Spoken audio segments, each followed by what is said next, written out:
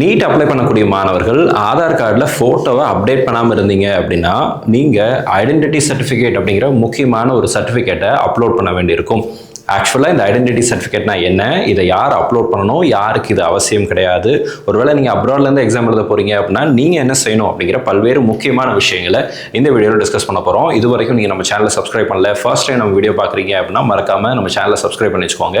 NEET ரிலேட்டடாக, counselling ரிலேட்டடாக நிறைய வீடியோஸ் இனி வருகிற நாட்டில் போஸ்ட் பண்ண போகிறோம். இது வரைக்கும் நீங்கள் நீட் ரிஜிஸ்டர் பண்ணலை அப்படின்னா ரிஜிஸ்ட்ரேஷன் பண்ணுவதற்கான டெமோ வீடியோவை நம்மளுடைய சேனலில் step by step demo video அப்படிங்கிறது போட்டிருக்கோம். அதையும் செக் பண்ணி பாருங்கள். அண்ட் இப்போ வரைக்கும் இந்த வீடியோ லைக் பண்ணல அப்படின்னா மறக்காம வீடியோ லைக் பண்ணிடுங்க. ஆக்சுவலாக ஆதார் கார்டில் உங்களுடைய ஃபோட்டோவை அப்டேட் பண்ணிக்கோங்க அப்படின்னு சொல்லி டாக்குமெண்ட்ஸ் ரிக்வயர்ட் வீடியோ போடுறதுக்கு முன்னாடியே, அதாவது ரிஜிஸ்ட்ரேஷனுக்கெல்லாம் கொஞ்சம் முன்னாடியே நம்ம என்ன பண்ணியிருக்கோம் அப்படின்னா நிறைய வீடியோஸில் இதை பற்றி பேசியிருக்கிறோம். Biometrics, photo and date of birth, address and phone number, signature, இந்த மாதிரி நிறைய விஷயங்களை நீங்கள் அப்டேட் பண்ணி வச்சுக்கோங்கன்னு சொல்லி நிறைய வீடியோவில் பேசிகிட்டே இருந்தோம்.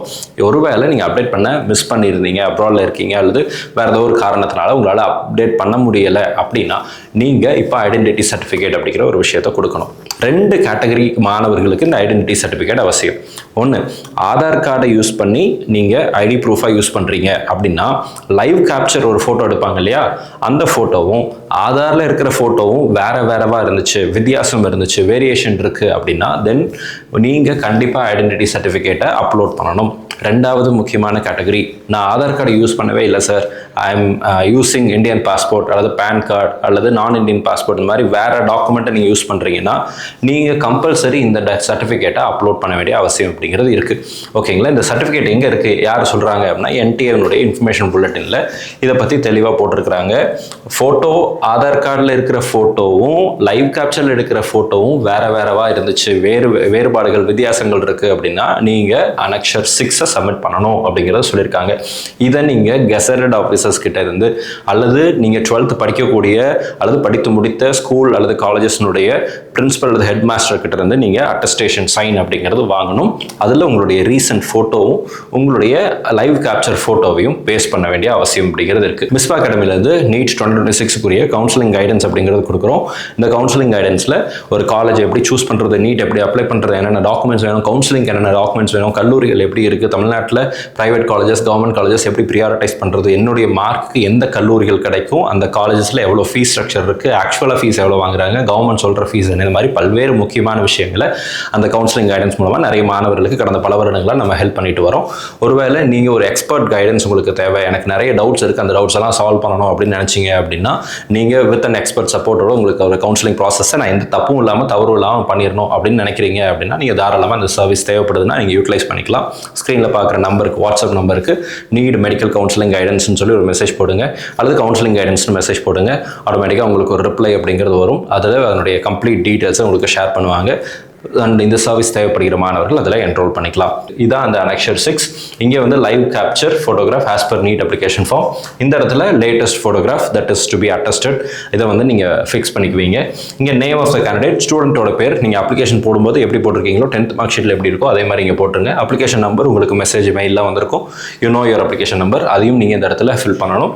அடுத்து this is to certify that கேண்டிடேட்டோட name, son or daughter of பேரண்டோட நேம். அண்ட் இந்த இடத்துல பார்த்தீங்கன்னா ரோல் நம்பர், உங்களுடைய 12th ரோல் நம்பர், அதை நீங்கள் யூஸ் பண்ணிக்கலாம். Appearing in NEET UG 2026 with an application number of நீட்டோட application number. At the same time he or is or was studying in class, நீங்கள் class 12 படிச்சுட்டு இருக்கீங்க அல்லது படிச்சு முடிச்சிட்டீங்க அப்படின்னா அதுக்கு தகுந்த மாதிரி இங்கே ஃபில் பண்ணிட்டு அப்படின்னு போட்டு ஸ்கூலோட நேம் இங்கே எழுதணும். And his or her latest photograph matches with that in the application form அப்படிங்கிறத சொல்லிடுவீங்க. அடுத்து கீழே அதே இதில் அடுத்த நெக்ஸ்ட் இதில் எப்படி இருக்கும்னா நேம் அப்படின்ற இருக்கும். இங்கே நேம் யாருன்னா யார் சைன் பண்ணுறாங்களோ அவங்களுடைய நேம். ஒருவேளை உங்கள் ஸ்கூல் ஹெட் மாஸ்டரோ பிரின்சிபலோ சைன் பண்ணுறாங்கன்னா அவங்களுடைய பேரை நீங்கள் இங்கே போடணும். அவங்களுடைய டெசிக்னேஷன் என்ன, ஏதாவது ஒரு gazetted officer, class 1 gazetted officer, tahsildar, revenue officer கிட்ட இருந்து கூட நீங்கள் சைன் வாங்கலாம். அதெல்லாம் இங்கே போட்டிருக்காங்க. ஓகேங்களா? அடுத்து ஸ்கூலில் இருந்து நீங்கள் ஹெட் மாஸ்டர்கிட்ட வாங்கினீங்க, பிரின்சிபல்கிட்ட வாங்கினீங்கன்னா ஸ்கூல் நேம் அண்ட் அட்ரஸ் அப்படிங்கிறத மென்ஷன் பண்ணுங்க. கான்டாக்ட் நம்பர், சைன் பண்ணுறாங்கல்ல அவங்களுடைய கான்டாக்ட் நம்பர், அவங்களுடைய சிக்னேச்சர், அந்த ஆஃபீஸர்னுடைய அல்லது அந்த ஹெட் மாஸ்டர் பிரின்சிபல்னுடைய ஸ்டாம்ப், சீல். ஓகேங்களா? அதெல்லாம் வாங்கணும். டேட் அண்ட் பிளேஸ் போட்டுருங்க. இதை ஸ்கேன் பண்ணி நீங்கள் அப்லோட் பண்ணணும்.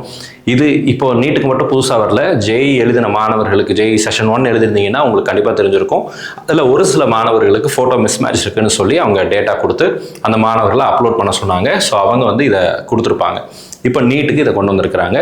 ஒருவேளை நீங்கள் அப்ராடில் இருக்கீங்க அப்படின்னா ஆதார் கார்டில் நான் எதுவுமே அப்டேட் பண்ணல, பட் நான் வந்து பாஸ்போர்ட் தான் யூஸ் பண்ண போகிறேன் அப்படின்னா கம்பல்சரி நீங்கள் இந்த சர்டிஃபிகேட் அப்படிங்கிறத கொடுக்கணும். அனக்ஷர் 6 அப்படிங்கிறது நம்மளுடைய இன்ஃபர்மேஷன் புல்லட்டினில் லாஸ்ட் பேஜில் இருக்குது. நம்மளுடைய டெலிகிராம் சேனலில் அது செப்பரேட்டாக ஒரு பிடிஎஃபாகவும் நான் ஷேர் பண்ணுறேன். இது வரைக்கும் டெலிகிராம் சேனலில் ஜாயின் பண்ணல அப்படின்னா மறக்காமல் ஜாயின் பண்ணிடுங்க. இது தவிர உங்களுக்கு ஏதாவது கேள்விகள் சந்தேகங்கள் இருக்குது அப்படின்னா கீழே கமெண்ட் செக்ஷனில் டைப் பண்ணுங்கள். அண்ட் அடுத்தடுத்த வீடியோவில் அதற்குரிய பதிலையும் பார்க்கலாம். All the very best and thank you so much.